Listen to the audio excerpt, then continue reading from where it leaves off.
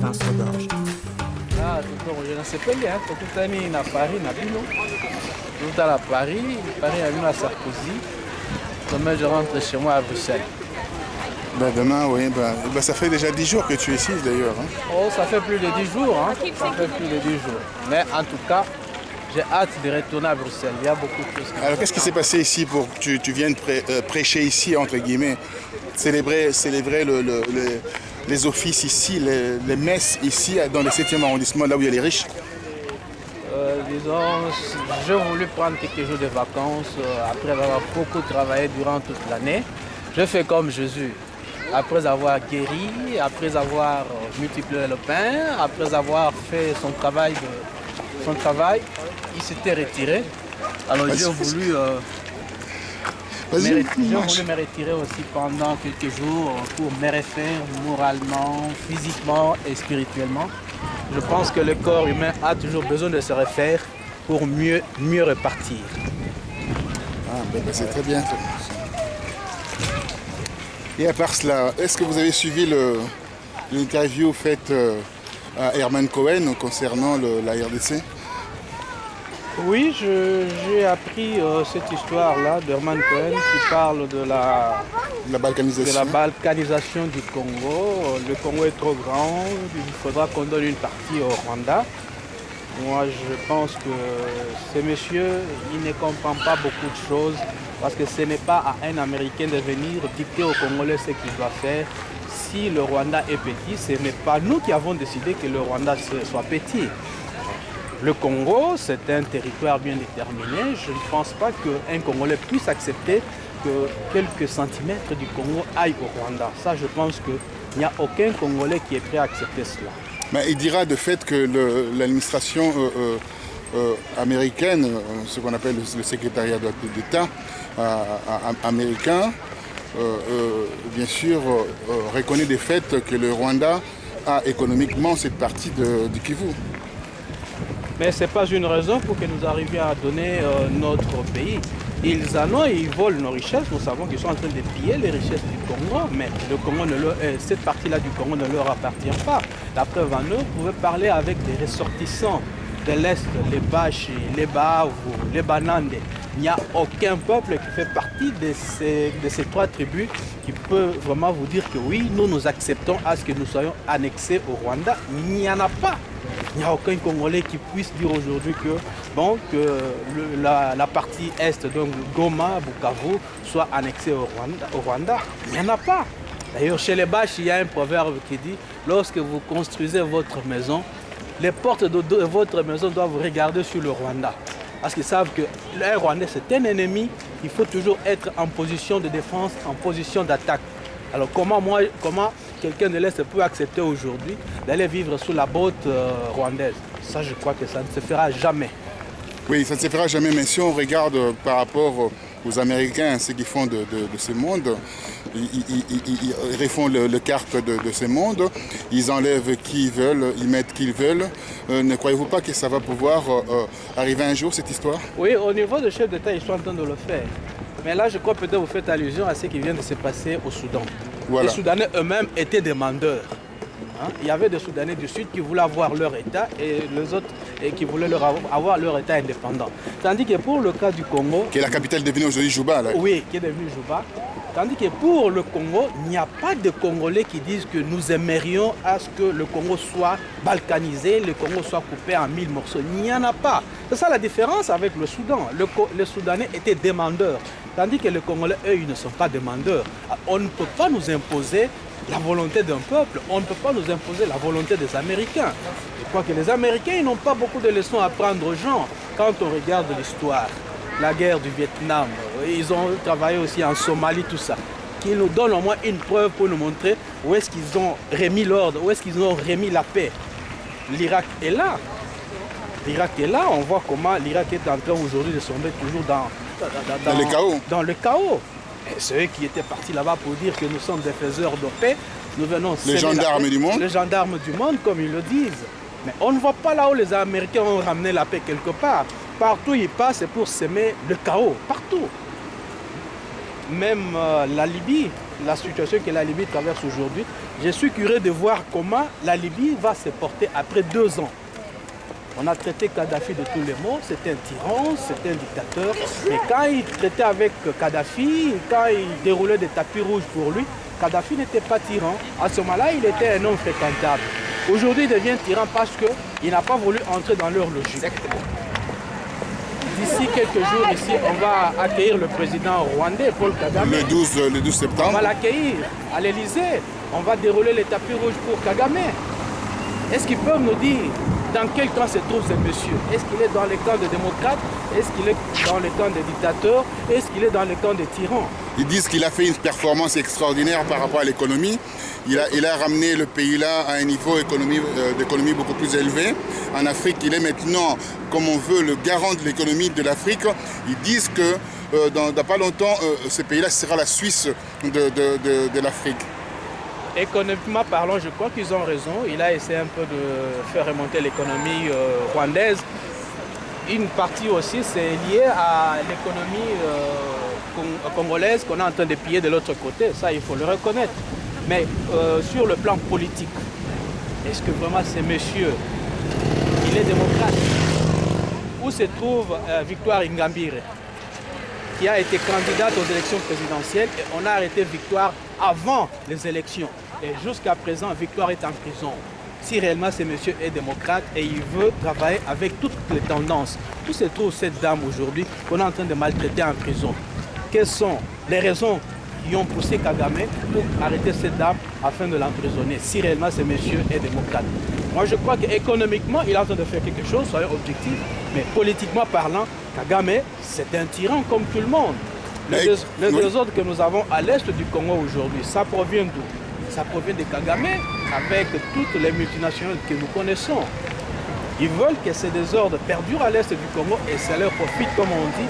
Le malheur des uns fait le bonheur des autres. Aussi longtemps qu'il y a du désordre à l'est du Congo, ça va leur profiter et c'est le peuple congolais qui paye le pot. Alors les Américains viennent de faire une pression encore, ils veulent publier un nouveau rapport concernant les exactions, les viols, le massacre commis en RDC. C'est encore un autre rapport qui vient, c'est rajouté par rapport à d'autres rapports. Est-ce qu'on doit vivre qu'avec des rapports sans qu'il y ait de résolution par rapport à la RDC? Le rapport, on en a déjà. Il y a le rapport Mampim qui était sorti il y a plus d'une année. Il y a un autre rapport qui est sorti il n'y a pas longtemps. Moi, je crois que les rapports sur ce qui se passe au Congo, on en a déjà eu. Il faudra maintenant que l'on passe à l'acte. Il n'y a pas longtemps, j'ai suivi, je pense c'est le 15 août, le ministre congolais de la Justice, M. Emmanuel Janvier, je crois qu'il s'appelle Emmanuel Janvier, qui parlait, qui a déposé un projet de loi au Parlement pour demander la création d'un tribunal pénal international sur tout ce qui se passe, tous les crimes qui se passent en RDC. Il a déposé ça au Parlement. Il fallait que... Quel Parlement? Parlement congolais. D'accord, très bien. Alors je me suis posé des questions. Moi, parmi les gens qui sont à la tête du Congo aujourd'hui, il y en a qui ont contribué à ce qui se passe à l'est du Congo, à tous les massacres qui se passent à l'est du Congo. Et c'est eux qui sont devenus aujourd'hui des leaders politiques, c'est eux qui sont aujourd'hui des dirigeants au niveau du pays.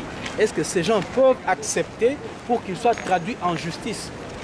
Parce qu'ils sont aujourd'hui aux commandes du pays, c'est eux qui commandent le Congo aujourd'hui, et entre-temps, ceux qui ont contribué à la situation que nous vivons aujourd'hui. Est-ce que ces gens vont accepter pour qu'ils soient traduits en justice? Moi, je pense que vous parlez là du tribunal mixte qui compte mettre en place. Alors, si on veut avoir réellement un tribunal pareil, il ne faut pas que nous comptions sur les dirigeants qui sont au Congo. Il faut que les Congolais eux-mêmes se mettent debout. Comme on l'a vu avec, je pense que Roger, tu as été aussi dans l'équipe de ceux qui ont organisé la marche qui est partie de Paris à Bruxelles pour réagir contre les viols de femmes en RDC. Il faudra que les Congolais eux-mêmes se mettent debout comme un seul homme pour se préparer, afin de préparer une bonne plainte qui doit être déposée à la Cour pénale internationale.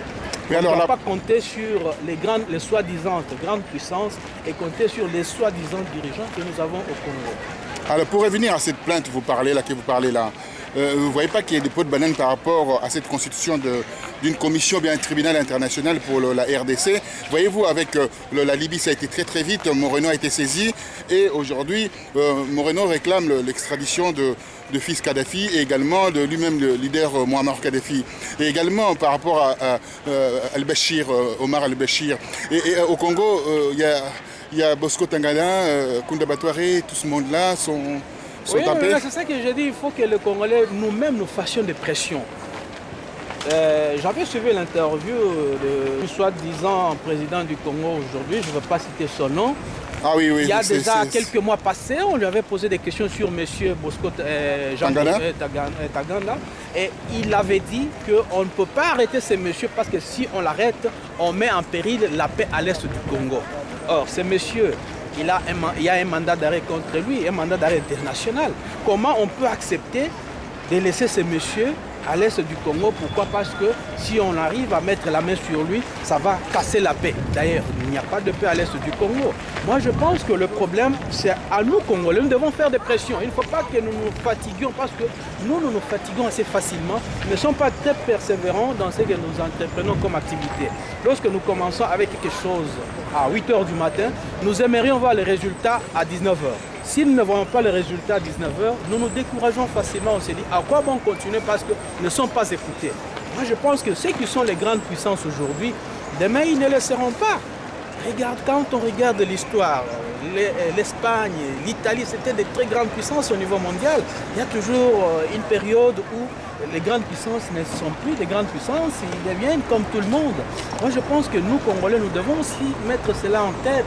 Qu'aujourd'hui, les dictateurs ou les tyrans que nous avons chez nous au Congo et dans la région des Grands Lacs, demain, ils ne seront pas soutenus par les grandes puissances. Parce qu'aujourd'hui, si les choses ne marchent pas, c'est parce que les gens que nous avons à la tête de nos pays, ils sont soutenus par les grandes puissances. Et les grandes puissances travaillent avec les multinationales. Et les multinationales travaillent beaucoup pour que les choses, de telles choses ne puissent pas aller de l'avant. Pourquoi? Parce que si des choses pareilles vont de l'avant, ça sera en leur défaveur. Mais ce que nous avons aujourd'hui, c'est aussi l'héritage de notre passé. Mais ça, ce n'est pas une raison pour qu'on n'arrive pas à faire quelque chose. Parce que ceux qui sont aujourd'hui à la tête de notre pays, ils sont venus pour dire qu'ils allaient faire mieux que Mobutu. Ils allaient restaurer l'autorité de l'État. Ils allaient créer un État de droit. C'est juste le contraire. Je ne suis pas là pour défendre Mobutu, mais à l'époque de Mobutu quand même, il n'y avait pas de viols comme nous en avons aujourd'hui. Dans un pays, on vous dit que par heure, il y a 48 femmes qui sont violées. Par mois, il y a au moins 142 femmes qui sont violées par 1542 femmes qui sont violées par mois. Comment vous pouvez expliquer ça dans un pays où il y a le droit qui est respecté, là où il y a la paix? Je dis, il y a quelque chose qui ne va pas dans ce pays. Il y a quelque chose qui ne va pas. Il y a quelque chose qui ne va pas. Alors, il y a quelque chose qui ne va pas. Moi, je voulais rester un peu dans le cadre de Mobutu, que vous vantez ses mérites d'ailleurs. Hein. Vous dites que voilà, à l'époque de Mobutu, il n'y a pas eu autant de viols. Et aujourd'hui, les élections approchent. Il y a Ken Wadondo qui était dans les jurons de Mobutu, qui était le bras droit de Mobutu, et là, veut se présenter aux élections présidentielles. Alors, vous donnez le crédit à cet homme? Nous, on nous a toujours reproché, nous Congolais, on nous a toujours reproché d'avoir une mémoire courte. Si les gens se souviennent, ce monsieur, après le départ de Mobutu, il était revenu lorsque Laurent Désiré est arrivé. Et Kingo n'avait pas mis ses pieds dans la ville. Il s'est arrêté à Ndjili là-bas et il est retourné en Europe. Pourquoi? Parce que les Congolais ne voulaient pas le sentir. Aujourd'hui, le même Kengo, il est à la tête du Parlement. Il vient de créer un parti. Et ce parti ici, vous croyez que c'est vraiment un vrai parti qui veut le bien-être du peuple congolais? Je pense que le problème dont on parle chez nous au Congo, ça part aussi de la tête. Le Congo a la classe politique la plus médiocre qui puisse exister sur la planète. Je dis bien, le Congo a la classe politique la plus médiocre qui puisse exister sur la planète. Il faut parler avec des autres pays, des pays qui n'avaient pas le même niveau que nous, des pays qui n'avaient pas une élite comme nous. Mais aujourd'hui, tous ces pays-là sont en train d'avancer, tous ces pays-là sont en train d'évoluer. Un pays comme l'Angola, ce pays a connu la guerre pendant des années, des années. à peu près 30 ans de guerre. Mais alors, vous voyez que l'Angola est en train de répartir aujourd'hui sur de nouvelles bases. C'est un pays vraiment en voie de développement. Mais comment expliquer que nous, notre Congo n'arrive pas à décoller? Nous avons des cerveaux, nous avons des têtes, nous avons des gens intelligents. Regardez au niveau international, vous trouverez des Congolais dans beaucoup de structures. Ils travaillent et ils sont beaucoup appréciés par les gens. Mais comment expliquer que chez nous, les choses n'avancent pas? Comment on peut imaginer que les choses n'avancent pas? Pour rester toujours dans le cadre des élections, que voyez-vous par rapport à ces élections? Parce qu'on dit que Ngoï Mulunda, c'est l'ami personnel de cet homme qui est au pouvoir là. Qu'est-ce que vous en pensez par rapport à ça? Est-ce qu'il y aura ce qu'on dit bis repetita avec les élections 2006? Est-ce qu'on va revivre la même chose? Mais Ngoï Mulunda fait partie des cofondateurs du PPRD. Il n'acceptera jamais à ce que le PPRD perde la face, ça c'est clair. Il n'acceptera jamais à ce que le PPRD perde la face, nous devons nous mettre cela dans la tête. Il va chercher par tous les moyens. Ils sont en train d'étudier toutes les stratégies possibles, tous les moyens possibles pour que M. Kabila gagne les élections. Ils sont en train de se préparer. Ils préparent des tricheries à tous les niveaux. Je crois que vous avez vu sur la net les enfants de 9 ans, les enfants de 8 ans, avec des cartes d'électeurs. Donc, on est en train de les enregistrer et c'est déjà enregistré dans leur logiciel. Et après, on fera sortir les résultats pour nous montrer comme quoi Kabila a été élu à 99%. Moi, je pense que les Congolais, nous devons nous mettre debout. Je répète cette histoire, comme le cardinal Mosengo le disait, Kinshasa, relève-toi, Kinshasa, Totelema. Nous devons aussi nous mettre debout pour que les choses arrivent à changer. Si on compte seulement sur les élections, je suis sûr et certain que rien ne va marcher. Les élections, si vraiment on veut respecter les élections comme ça se passe partout ailleurs, on respecte les résultats, Kabila n'a pas la chance de l'emporter. Mais comme ce sont des gens qui se préparent à tricher, là, Kabila, il sait qu'il va passer, il va gagner les élections.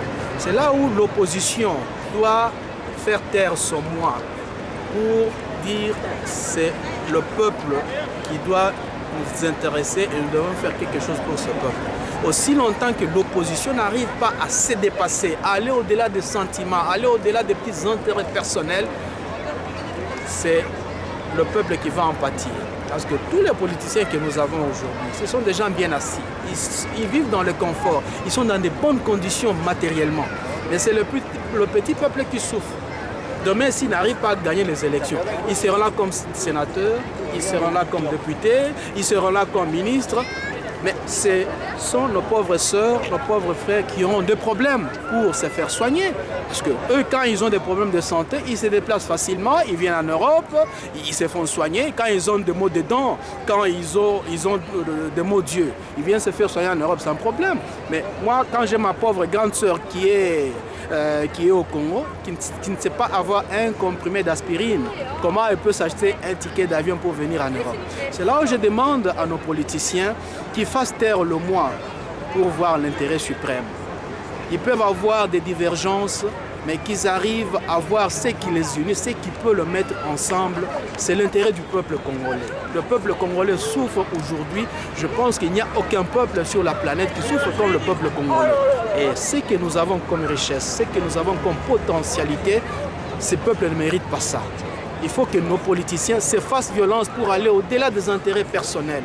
Je pense que dans ces pays, tout le monde aura un poste, tout le monde aura une place. Si vous êtes gouverneur dans les Kasaï, si vous êtes gouverneur dans le Bas-Congo, si vous êtes gouverneur dans les Kivu, dans le Manième, vous êtes un petit président. Ce n'est pas tout le monde qui est appelé à être président du Congo. Ce n'est pas tout le monde qui est appelé à être à la magistrature suprême. Il faut que nos frères et nos sœurs qui font la politique comprennent ça. Parce que si l'opposition n'arrive pas à se mettre d'accord, si l'opposition n'arrive pas à parler d'une même voix, ça va profiter à ces gens que nous traitons d'incompétents, à ces gens que nous traitons de parvenus. C'est eux qui vont continuer à gérer le pays. Et ça, c'est le peuple qui va en payer le prix. Alors, je vais revenir toujours par rapport à Ngoï Mulunda. Vous êtes un abbé, Abbé Gilbert, on vous appelle Yamba Gilbert. Et Ngoï Mulunda, c'est un abbé aussi. Non, non, ce n'est pas un abbé. On m'a dit que c'était un pasteur. Je ne sais pas si... Tu sais qu'à Kinshasa, tu peux te réveiller... Il est de l'église, il fait partie de l'église. On m'a dit que c'était un pasteur. Tu sais qu'à Kinshasa, tu peux te réveiller un bon matin, tu portes un clergyman et à 14 heures, tu vas demander des choses quelque part, tu t'installes, tu dis aux gens, je suis pasteur, tu commences à commenter Matthieu 7,7, c'est fini, tu auras des chrétiens et les gens diront, oh papa pasteur a été malamo, oh papa pasteur a malamo. C'est fini, tu t'es autoproclamé pasteur. Mais ce monsieur, je ne sais même pas si c'est réellement un pasteur. Parce qu'un pasteur, c'est un rassembleur. Il cherche le bien-être de son peuple. Il cherche à ce que son peuple soit en bonne santé, moralement, physiquement et spirituellement. Quel est ce pasteur-là qui doit chercher toujours la souffrance pour son peuple? Quel est ce pasteur-là qui ne doit viser que son intérêt personnel? Quel est ce pasteur-là qui ne doit viser que l'intérêt de sa région et de sa tribu? Moi, je crois que ça, c'est être à côté de la plaque. Le vrai pasteur, le pasteur par excellence, c'est le Christ Jésus. Hein. Nous les voyons, il quitte Tyr et Sidon, il va prêcher la bonne nouvelle ailleurs. On veut le retenir quelque part et il dit non, il faut que j'aille aussi apporter la bonne nouvelle aux autres. Pourquoi? Parce qu'il se souciait de tout le monde. Il disait tout le monde est mon frère, tout le monde est ma soeur. C'était un homme sans frontières, un homme qui n'avait pas de barrières dans sa vie. Mais ce pasteur Ngoï Moulon dont vous me parlez là, je ne sais pas de quelle obédience il appartient. Il y a beaucoup de faux pasteurs aujourd'hui qui s'autoproclament papa pasteur, qu'on appelle toujours pasteur. Moi, je ne sais pas si c'est vraiment un vrai pasteur. Hein. Ça, je remets en question sa pastorale. Je remets ça en question. Merci. On va descendre. On est sur le pied de la Tour Eiffel.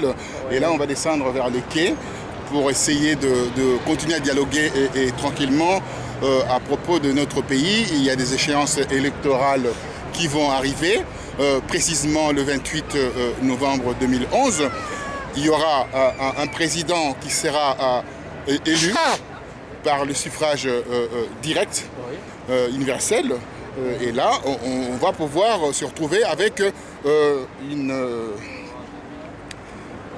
un quinquennat qui va nous donner encore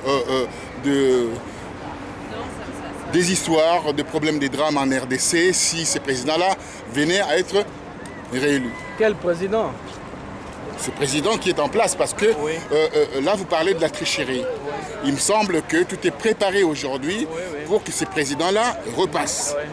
Hein? Tout ce qu'on est en train de faire là, l'opposition, MLC, UDPS, également le parti de Vital Kamerhe, et tous ces gens-là, c'est des animateurs. Ils sont là pour troubler l'ordre, pour un peu de distraire les Congolais, mais en réalité, les dés sont jetés. Et là, vous allez répondre à cette question.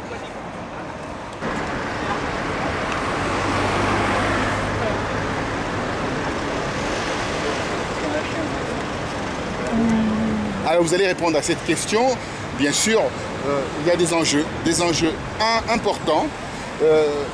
Certains disent que les jeux sont faits. Que voilà, Kabila a tissé sa toile en RDC. Il contrôle tout le monde, il contrôle les institutions, il a l'argent qu'il n'avait pas bien sûr au demeurant auparavant. Et là, il a des milliards et il va mettre l'argent en jeu. Il n'a pas l'argent, c'est notre argent. C'est notre argent. Ce garçon, il est arrivé au Congo. Nous tous, nous avons vu comment il est arrivé au Congo. Il ne savait pas porter la cravate, il ne savait pas porter des chaussures. Alors, il avait des bottes de jardinier, je tiens à préciser. Il avait des bottes de jardinier, hein, comme tout Kadogo qui se respectait. Alors c'est notre argent. Il y a un petit cousin qui m'a appelé de Lubumbashi l'autre fois. Il m'a dit, bon, monsieur l'abbé, je suis en train de faire la campagne pour le PPRD. Moi, je dis, moi, tu deviens membre du PPRD. Il dit, je ne suis pas membre du PPRD, mais je suis en train de bouffer cet argent parce que c'est notre argent. Moi, je dis, tu as compris. Tu as compris, c'est votre argent, il faut le prendre. Mais vous ne pensez pas que lorsqu'on mange avec le diable, même avec une longue cuillère, on risque de se faire brûler avec cette histoire de dire voilà, c'est notre argent, je vais essayer d'être avec les PPRD. On peut se salir avec cette histoire. On vous voit avec les PPRD. Ils sont nombreux qui sont là juste par opportunisme. Ils sont nombreux qui ne croient pas en ces gens-là. Comme ils savent que ce sont des farceurs. Sont des farceurs, alors ils entrent dans leur jeu sans conviction. Vous m'avez posé la question ici, pour savoir si le jeu est joué à l'avance. Je crois que pour les élections, bien sûr, ils sont en train d'étudier des voies et moyens. D'ailleurs, ils ont changé la constitution, c'est pas pour rien. Hein. S'ils ont changé la constitution, c'est parce qu'avec 2 tours, ça joue en leur de faveur. Ils ont dit, allez, maintenant on va à un seul tour. Ils ont fait un seul tour. Ils n'étaient pas sûrs que M. Tshisekedi allait revenir. Pour eux, Tshisekedi, c'était déjà un homme du passé. On conjuguait déjà Tshisekedi au passé, il était. Quand ils ont vu M. revenir au Congo avec ses 2 pieds, avec sa tête, ils ont dit, mais tiens, ce monsieur, il a encore la popularité, qu'est-ce que nous devons faire? Nous devons changer la Constitution. Ils ont changé la Constitution. D'ailleurs, ils ont changé la Constitution dans des conditions qui ne sont pas acceptables. Si nous avions un Parlement sérieux, on ne devrait pas accepter ça. Ça devrait être soumis d'abord au Parlement et le Parlement, ça devrait aussi être soumis à la population et la population au référendum. La population devrait se prononcer. Malheureusement, on n'a pas demandé le point de vue de la population. C'est déjà une grosse infraction. Si on était dans un état sérieux, on pouvait déjà s'arrêter à ce niveau ici pour dire que ce monsieur, il n'est pas à sa place, il ne peut pas se mettre sur la liste des gens qui doivent être comme candidats aux élections présidentielles. Alors nous traversons le pont Iéna. Sous le pont Iéna, nous sommes en train de discuter longuement avec l'abbé Gilbert qui vient de la Belgique. Il est en repos ici à Paris. Il travaille également aussi à la paroisse du 7e arrondissement. Il a prêché pendant plusieurs jours, non? Et voilà, donc il est là, il est à Paris. Et il nous accorde ses impressions. Et avec ces impressions, ça va nous permettre, nous, Congolais, de comprendre comment les choses fonctionnent. Il fait partie de l'épiphanie. Parlez-nous un peu de l'épiphanie. Oh, l'épiphanie se porte bien. Pour le moment, c'est une période morte. Hein. Tout le monde est en vacances. Comme ici à Paris, hein, presque tous les magasins et toutes les boutiques sont fermées. Nous aussi, nous avons fermé notre boutique pour nous reposer un peu, c'est-à-dire pour nous refaire. C'est toujours important dans la vie de se reposer et se refaire à un certain moment. Quand on ne se repose pas pour se refaire, ce n'est pas bon. Quand on se repose et après on peut repartir avec de nouvelles énergies, avec de nouvelles forces, et là ça peut vous permettre de bien faire votre travail. Alors, donc aujourd'hui, qu'est-ce que vous voyez? Certaines personnes disent que nous attendons le 6 décembre pour se révolter, parce que c'est la date butoir que Tshisekedi nous a balancée. Et vous croyez à cette date? Mais avant d'arriver à cette date-là, moi, je me posais des questions dernièrement. Je dis, mais ce qui manque à nos politiciens congolais, c'est l'humilité. Quand on fait un travail, on va s'asseoir, on essaie un peu d'évaluer le travail qu'on a fait par rapport aux objectifs qu'on s'était assignés. Et si on voit qu'on a répondu sur 10%, on a répondu au moins à 7%, là, on a la force de repartir. Mais lorsqu'on constate que par rapport aux objectifs qu'on s'était assignés, on n'a rien réalisé, par humilité tout simplement, on s'est dit non, je suis incapable. C'est pour revenir à nos fameux politiciens que nous avons au Congo. Ça fait au moins 11 ans que nous avons ces gens à la tête du pays.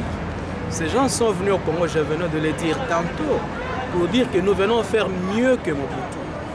Nous venons bâtir un nouveau Congo. Et qu'est-ce que nous constatons? C'est la désolation, ce sont les viols, c'est la pauvreté, c'est la misère. Moi, je ne comprends pas comment on peut s'entêter à continuer aussi longtemps qu'on n'a pas pu faire quelque chose pour son peuple. Parce qu'on est là pour le peuple, on est là pour travailler pour la population. Mais quand on sent qu'on n'arrive pas à faire quelque chose pour sa population, il vaut mieux se retirer par humilité. Pourquoi on doit se cramponner vraiment au pouvoir pour dire moi je suis et j'y reste? Je crois que la démission c'est un signe aussi de sagesse, un signe de maturité, un signe de la maturité politique d'un homme. On vient de le voir avec le Premier ministre japonais. On l'a reproché de la façon dont il avait géré un peu la catastrophe de Fukushima. Le monsieur il a eu le courage de dire bon je démissionne, je peux te remplacer par un autre. Moi, je crois que c'est la chose la plus simple. Même ici en Europe où nous sommes, il y a un ministre, quand on le soupçonne de telle ou telle chose, il dit c'est fini, je démissionne comme ça, je vais travailler avec la justice, je vais collaborer avec la justice. Le monsieur a fait, il démissionne carrément. Mais pourquoi chez nous, on n'arrive pas aussi à cultiver cette culture? Est-ce qu'on a la culture démocratique en Afrique? Comme Chirac disait, est-ce que l'Afrique est prête aujourd'hui à être démocratique? Mais la culture, ça s'acquiert. Hein. Il y a certaines choses qu'on peut acquérir. Beaucoup de nos frères que nous avons aujourd'hui, qui sont des ministres, tout ça, il y en a qui ont étudié ici, il y en a qui ont des diplômes qu'ils ont reçus aux États-Unis, par-ci, par-là, tout ça. Il y en a qui se sont autoproclamés professeurs. Je suppose que lorsqu'on a un tel niveau, on a aussi cet acte-là de comprendre certaines choses. Le niveau de vie du Congolais ne fait que baisser. Rien ne marche. Mais ceux qui sont là, ils tiennent à tout prix à rester au pouvoir pour dire que non, nous devons rester à la tête du Congo parce que nous avons fait du bon travail. Maintenant, c'est le peuple qui doit rendre des comptes à ces gens-là et non ces gens-là qui doivent rendre des comptes à la population congolaise. Ça devient l'inverse. Le peuple n'a pas le droit de poser la question, le peuple n'a pas le droit de demander comment les choses ont été faites. Quand le peuple pose la question, allez, ça devient un homme nuisible, quelqu'un qu'il faut à tout prix descendre, quelqu'un qu'il faut à tout prix s'en débarrasser. Moi, je pense que ces gens-là, ils ne sont pas à leur place. Qu'ils laissent le Congo aux gens qui peuvent le gérer, qui peuvent vraiment travailler pour le peuple. Voilà, nous continuons. Il nous reste une dizaine de minutes pour conclure notre reportage aujourd'hui. Notre entretien concernant la RDC, une petite analyse concernant ces pays, ça nous fait que du bien parce que les élections approchent. Vous disiez tout à l'heure, un homme d'État, un homme politique, quand il reconnaît ses torts ou ses fautes ou ses erreurs encore, devrait démissionner. Alors, vous demandez à Joseph Kabila de partir, de démissionner? L'humilité. Reconnaître ses torts, c'est un signe de sagesse. Si ces messieurs, tous ces clubs-là, moi j'appelle ça c'est un club de farceurs, de prédateurs, de bandits. Si vraiment ces clubs essaient de regarder les miroirs et de voir comment se porte le peuple à qui ils ont affaire, la chose la plus simple c'était de déposer les tabliers pour dire non. Nous laissons ces pays à d'autres personnes qui pourraient peut-être les gérer. Et je pense que c'est un bon service qu'ils auraient rendu à l'humanité et au Congo en particulier en posant un tel geste. Oui, alors une question qui me taraude toujours l'esprit concernant le rôle joué par le pasteur au sein de la classe politique, au sein de la RDC d'ailleurs. C'est un rôle néfaste. Or, il devait prendre le bâton de pèlerin pour moraliser la société et ils font le contraire, ils sont aux antipodes de cela. Ça viendrait de quoi, cette façon de faire? Vous parlez de quel pasteur? L'ensemble des pasteurs, l'ensemble des pasteurs et prêtres aussi d'ailleurs, parce que Ngoï Mulunda, même si vous dites aujourd'hui qu'il est pasteur, j'ai appris qu'il est quand même prêtre. Non, il n'est pas prêtre. Non, il n'est pas prêtre.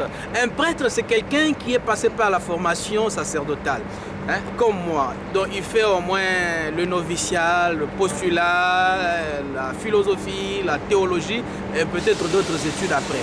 Donc, ce n'est qu'après ces études sacerdotales qu'on vous ordonne et on vous appelle prêtre. Mais Ngoï Mulunda, je ne sais pas s'il a fait ses études pour qu'on l'appelle prêtre. C'est un pasteur, comme vous le dites, mais il n'est pas prêtre. Il faut que les choses soient claires. Quand on commence à appeler tout le monde prêtre, là ça crée des confusions même dans les têtes de nos pauvres chrétiens qui sont souvent mal informés et ils prennent ça comme une parole venant de Dieu le Père. Alors tout le monde qui est chez Papa Pasteur va commencer à appeler son pasteur Monsieur le prêtre. Non. Un prêtre fait au moins 12 ans pour devenir prêtre. Ce n'est pas quelque chose qu'on fait à la hâte comme ça. Vous entrez dans une maison, on vous donne la catéchèse pendant 30 minutes et le lendemain, on vous dit, allez, autoproclamez-vous, vous êtes papa pasteur. Non, un prêtre passe quand même par beaucoup d'étapes, une formation sérieuse. Vous pouvez commencer la formation à 10 et vous la finissez à 2. Donc c'est vraiment un vrai triage et une vraie sélection qui est faite avant de devenir comme prêtre. Je crois que notre Église a toujours son rôle prophétique qu'il doit jouer. L'Église doit jouer son rôle prophétique de dénoncer et d'annoncer en même temps. Parce qu'on ne peut pas seulement dénoncer, mais il faut aussi annoncer quelque chose. Pour dire s'il y a quelque chose qui ne marche pas dans la société, il y a ça qui ne marche pas. Voilà ce qu'on peut faire pour que les choses aillent pour le mieux. Un prêtre ne peut pas se substituer à la place d'un politicien. Il est là pour faire son travail.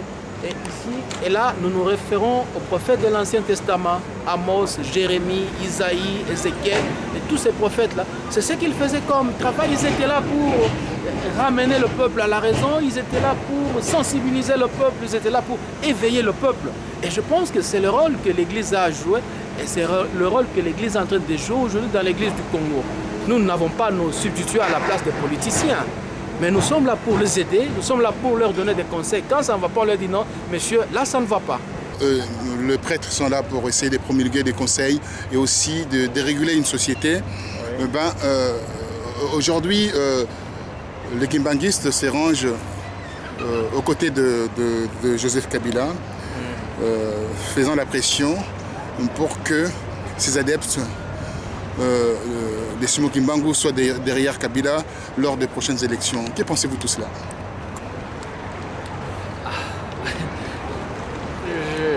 D'abord, je ne sais pas si c'est une vraie information. C'est une vraie information que je suis en train de donner. Si c'est une vraie information, c'est triste. C'est triste parce qu'on ne peut pas réduire tout un peuple. On peut pas réduire tout un peuple juste à une église pour dire bon, le peuple congolais c'est l'église kimbanguiste. Le peuple congolais c'est. Ils sont 23 millions dans le monde, je tiens à préciser quand même. Oui, mais... Et 10 millions en RDC. Et il y a combien de Congolais? 10 millions en RDC. Et il y a combien de Congolais? Ça fait quand même un électorat important. Ça fait un électorat important. Ah, ouais, les élections pour les élections, le pouvoir pour le pouvoir. Donc, moi, je reviens à ce que je disais. Alors, on disait par rapport, comme le journal, le magazine Jeune Afrique disait, c'est Mobutu Light alors, parce que Mobutu a fait la même chose. Mais oui. Où est la place du peuple dans tout ça? La place du peuple n'y est pas, c'est son intérêt personnel. Donc, on veut le pouvoir pour le pouvoir. On veut à tout prix rester là parce qu'on veut qu'on nous appelle président de la République, Raïs, tout ça. C'est ça qui nous préoccupe. Mais on n'est pas préoccupé par le peuple. Parce que si vraiment on est préoccupé par ce peuple-là, on doit avoir le courage de dire non, je n'ai rien fait pour ce peuple, je démissionne, je quitte. Je laisse quand même la place à d'autres personnes pour voir ce qu'ils vont faire pour ce peuple. Ces gens-là, ils s'étaient présentés comme des libérateurs. Nous venons, c'est nous les Moïse congolais, nous venons libérer le peuple congolais. Mais aujourd'hui, le peuple qu'on a libéré, il est dans quelle situation? Plus catastrophique qu'avant la soi-disant libération. C'est là où j'ai dit non, il faut que ces gens-là aient quand même l'humilité de dire que nous n'avons pas été à la hauteur. De dire c'est mieux que nous puissions laisser le pouvoir à d'autres personnes. C'est la chose la plus simple. Mais je sais qu'ils ne vont jamais arriver à ça. Alors, pour terminer, Abbé Gilbert Yamba, vous disiez que voilà, il y a des pasteurs partout. On s'habille en soutane et puis on devient prêtre. On s'habille en tenue de pasteur, on devient pasteur. Il suffit d'apprendre 2-3 mots. Quel est le message lancerez-vous à ces pasteurs-là par rapport aux prochaines élections, qu'ils n'aillent pas dans la mangeoire? Le message que je vais lancer à ces pasteurs, c'est de leur dire, regardez l'Ancien Testament, regardez tous les prophètes dans l'Ancien Testament. Qu'est-ce qu'ils faisaient comme travail? Ils dénonçaient et ils annonçaient en même temps. Et quand vous arrivez dans le Nouveau Testament, regardez ce que Jésus est en train de faire. Partout il relève l'homme, partout il s'occupe du pauvre, partout il s'occupe de l'homme marginalisé. Il faut que nos pasteurs comprennent qu'un pasteur, il doit s'occuper d'abord de la brebis malade, de la brebis qui n'est pas en bonne santé. Pas galeuse, hein? Comme vous voulez. Et cette brebis malade, aujourd'hui, c'est l'homme congolais, c'est la femme congolaise. Il faut que nos pasteurs se mettent du côté de ceux qui souffrent. Si vraiment ils se mettent du côté de ceux-là qui souffrent, je suis sûr et certain qu'ils vont opter pour le changement. Alors, pour les changements, on va faire une petite transition pour les changements. Oui. Croyez-vous à Etienne Tshisekedi pour terminer? Bon, je ne veux pas dire que je crois en Tshisekedi comme Messie. Hein, c'est pas Dieu, c'est un être humain, il a ses qualités, il a ses défauts. Moi, je pense que si une personne comme Tshisekedi est entourée par des gens de bonne volonté, des gens de bonne foi, des gens vraiment des vrais patriotes, des gens qui sont animés d'une bonne volonté pour faire quelque chose pour le pays. Je crois que ce monsieur peut arriver à faire quelque chose. On le traite de beaucoup de mots, mais il faut que nous soyons aussi réalistes. Moi, j'ai été quand même voir Tshisekedi lorsqu'il était ici à Bruxelles. Tshisekedi n'a pas un appartement à Bruxelles. Tshisekedi n'a pas une villa à Il n'est Bruxelles. pas riche d'ailleurs. Hein. Tshisekedi n'a pas un château à Bruxelles. Tshisekedi louait un appartement. Il louait un appartement où il n'y avait pas 1000 chambres, non. Il louait un appartement comme un simple citoyen. Et moi, je me dis, ça m'avait beaucoup interpellé par rapport à ce que les gens disent. Et ça date de quand ça? C'est pendant son séjour ici, pendant sa maladie. J'étais chez lui, je l'ai vu, on a parlé. Je n'ai pas vu ce monsieur vivre dans un luxe. J'ai quand même visité certains. À Rose-Saint-Genèse, à Waterloo, j'ai vu dans quel luxe certains vivent. Ils vivent dans des palais, ils vivent dans des châteaux, mais Tshisekedi ne vit pas dans un tel luxe. Et pourtant, ce monsieur, il a eu quand même toutes les opportunités pendant son parcours politique pour s'enrichir. Il faut que nous le disions. Il a eu toutes les possibilités pour avoir beaucoup de moyens et dire, bon, c'est fini, j'ai ce qu'il me fallait. Maintenant, je peux aussi m'asseoir pour bouffer mon argent calmement. Mais Tshisekedi n'a pas vécu ainsi et il n'a pas assez de moyens comme tout le monde. Ça montre qu'il y a quelque chose qui anime ces messieurs, c'est le peuple congolais. Quand Tshisekedi parle chaque fois, c'est toujours le peuple, le peuple. On peut analyser ça et se dire qu'il est animé d'une intention, il veut faire quelque chose pour ce peuple. Mais il faut que nous puissions l'aider. Il peut arriver à commettre des erreurs, il peut arriver à dérailler. Nous pouvons aussi l'aider, c'est un être humain. Je me souviens de ces penseurs béninois qui disaient « Nul n'est si riche qui n'a rien à recevoir, nul n'est si pauvre qui n'a rien à donner ». On a toujours quelque chose à donner et quelque chose à recevoir. Ce n'est pas parce que le vieux Tshisekedi a autant d'années au niveau politique, il a tel âge qu'il a aujourd'hui une expérience qu'il ne peut plus avoir besoin des conseils de qui que ce soit. Non, il en a et il en aura toujours besoin. C'est à nous de l'aider peut-être avec des conseils pour qu'il puisse aussi aller de l'avant. Les gens diront que bon, Tshisekedi est trop vieux, mais vous vous souvenez du chancelier allemand, Adenauer? Ah oui, il était devenu chancelier à quel âge? Et il est parmi les piliers des pères fondateurs de l'Europe. Il a fait beaucoup de choses, il a relancé l'économie allemande. Moi je dis, le problème d'âge, pour moi ça c'est un faux problème. Le problème qui est là, c'est vraiment le patriotisme. Si vraiment, est-ce que ce monsieur a le patriotisme? S'il en a, essayons de l'aider pour qu'il arrive à faire quelque chose pour la population congolaise. Alors, une dernière chose encore par rapport à Tshisekedi. Comment n'arrive-t-il pas à mettre Kengo, MLC et également Vital Kamerhe dans son sac? Bon, j'aurais appris que je crois les dépôts des candidatures, c'est pour le 5... Ça a été prolongé les 12 jours. Ça a été prolongé. Et entre-temps, selon mes informations, il y a des négociations, il y a des négociations qui sont en train de se faire pour qu'ils arrivent quand même à s'entendre quelque part. Bon, essayons quand même de donner un peu de chance. Peut-être que les négociations qui sont en train de se faire en coulisses, il y aura quelque chose qui sortira de là. Alors quelque chose qui sortira de là, nous dirons au peuple congolais d'être prudent, d'être les gendarmes par rapport à ces élections, de ne pas se tromper comme ils ont pu faire en 2006 où ils ont un tout petit peu voté quand même ces jeunes Rwandais qui est au pouvoir aujourd'hui. Alors nous demandons à ces peuples d'être tous derrière Etienne Tshisekedi simplement pour le nationalisme d'ailleurs, hein, pour préserver l'intégrité de notre pays et puis après nous allons laver notre linge en famille. Roger, moi je vais revenir sur un point. Parce que les Congolais en parlent beaucoup. Oh, il n'est pas congolais, il n'est pas ceci, il n'est pas cela. Moi je me dis aujourd'hui le problème n'est pas au niveau de la nationalité. Ça c'est un faux problème. Nous avons en Belgique des Congolais de souche, mais qui sont des Belges aujourd'hui, qui travaillent comme députés, comme conseillers. Ils ont des responsabilités dans la société belge. Je vois le président du Parti socialiste francophone, Elio Di Rupo, c'est un Italien. Et ce monsieur, quand il parle au nom du peuple belge, il parle au nom du Parti socialiste belge. Il ne parle jamais au nom du Parti socialiste italien, il ne parle jamais au nom de l'Italie. Ah, moi, je pense qu'avec ce que nous avons aussi au Congo aujourd'hui comme autorité, que l'autre soit rwandais, burundais, tout ce que vous voulez, là n'est pas le problème. Est-ce que ce monsieur, il est vraiment compétent? Est-ce que ce monsieur convient vraiment à être là où il est? C'est ça la question que nous devrions nous poser. Est-ce que ce monsieur est vraiment compétent? S'il est compétent de faire quelque chose, donne-lui l'opportunité, la chance de réaliser, de réaliser. Il a eu 11 ans quand même. Mais s'il n'est pas compétent, c'est clair. Le problème doit se situer beaucoup plus au niveau de compétences, au niveau de l'intégrité, et non au niveau de nationalité. Alors vous êtes un panafricaniste alors en entendant votre discours, parce que j'ai appris que vous êtes prêtre du Cameroun.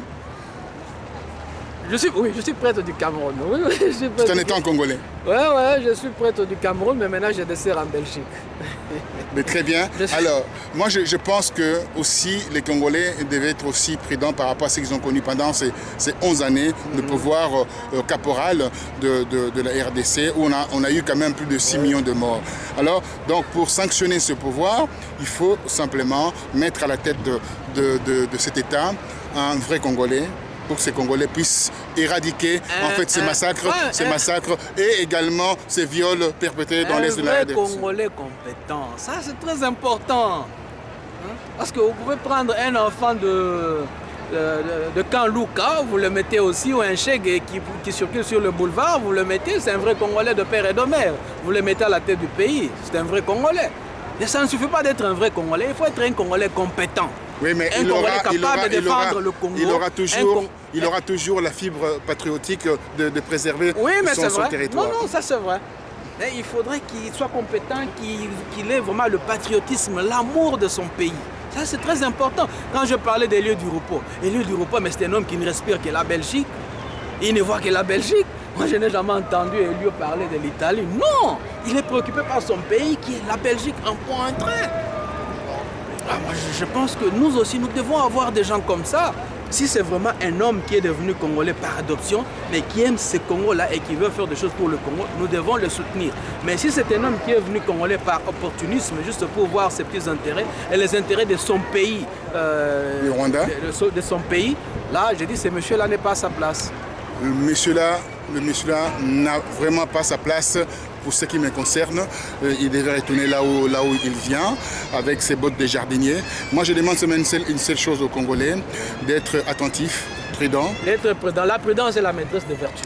Très bien, merci. Merci à vous, Abbé Gilbert Yamba. Merci, et bon retour à Bruxelles demain. Merci, demain, mercredi, vous retournez à Bruxelles. Je rentre à Bruxelles. Très bien, et bon retour. Merci. Chez les Belges. Ok.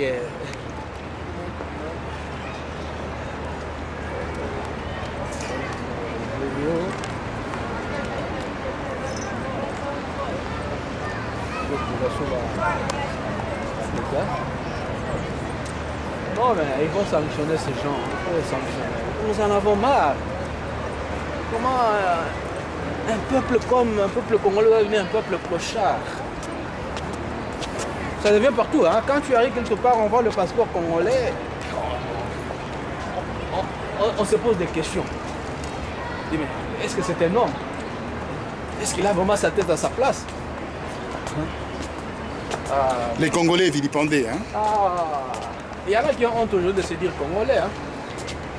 Il ne faut pas que nous ayons honte. Au contraire, ça devrait nous pousser à travailler pour que les choses changent.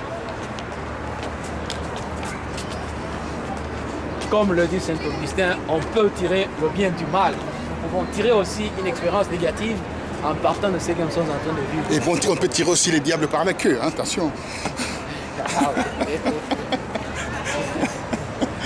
Aïe, aïe, aïe.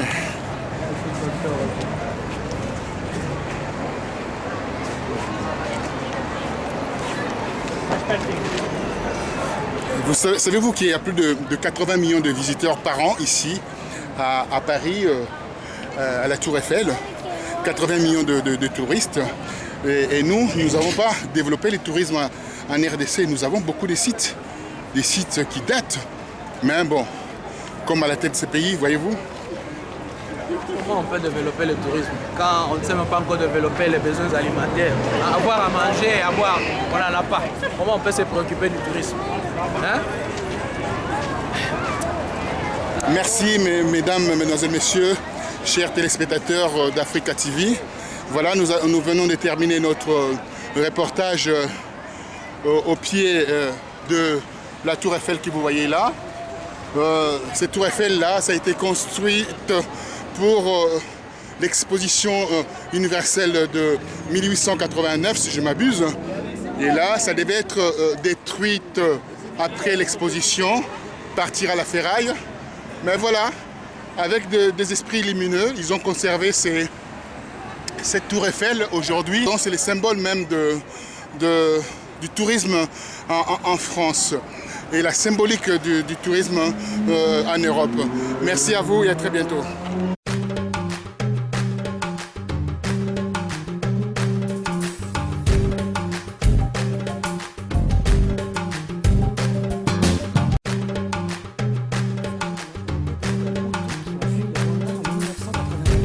Après avoir participé au génocide.